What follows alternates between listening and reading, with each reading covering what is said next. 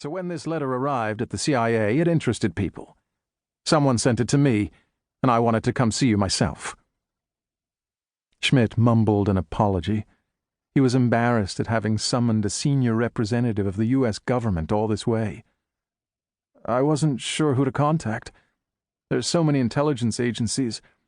But I have a cousin who works for the CIA. Maybe I'm not supposed to know that, but I do.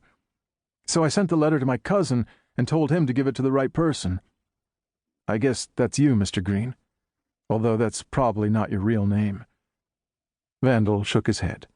No, Green was not his real name. "I need to talk about two things in your letter, Mr. Schmidt. First, you said you had made a breakthrough in building a quantum computer. I think your exact words were, 'I've solved the puzzle.' Our engineers looked carefully at the paper you sent. They're not convinced, but they don't think you're crazy either." "I promise you I'm not crazy." Vandal scratched his head. "You understand what a big deal this is, Mr. Schmidt? We're spending billions on quantum research. This is a race. The White House pounds on me every week wanting to know where the Chinese are, and we say, relax. It'll be 10 years before anyone builds a machine, probably 20, and we're way ahead. And now you say, bang, you've done it.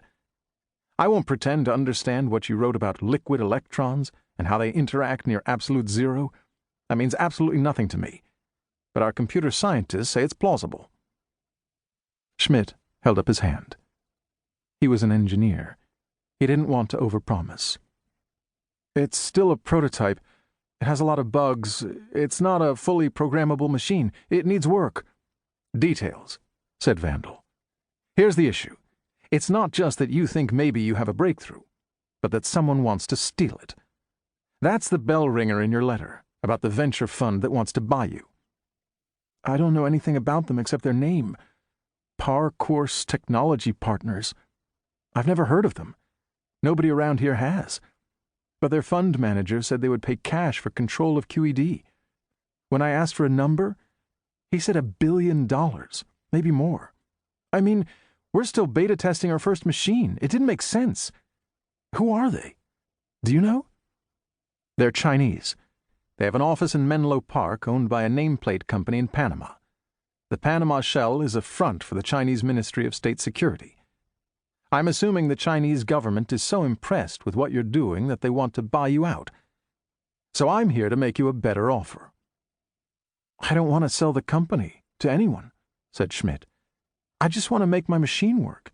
QED, quantum engineering dynamics.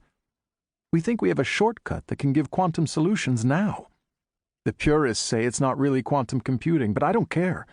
If it does what I think it can, then everything else will take care of itself. So just let me build it. I don't want to sell the company to anybody, not even you. We don't want to buy it. We just want to be your customer. Everything you make, you sell to us. We'll agree on a price that will make you very rich, I promise, and you keep control. There's just one rule we have for all the people we buy things from, Mr. Schmidt, and you have to follow that. Otherwise, you'll get in a lot of trouble."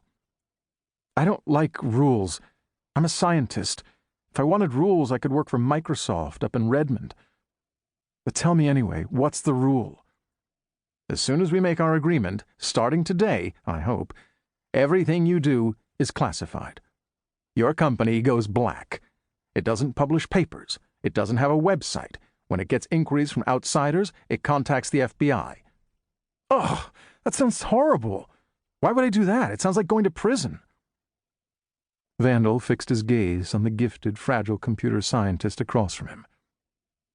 "Because it will help your country.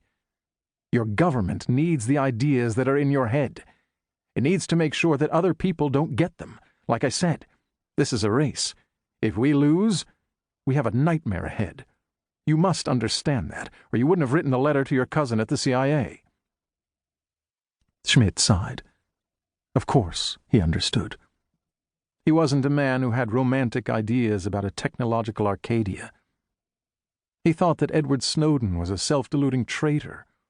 But still, he didn't want to sign away his career for indentured servitude. "I thought something like this might happen when I sent my letter.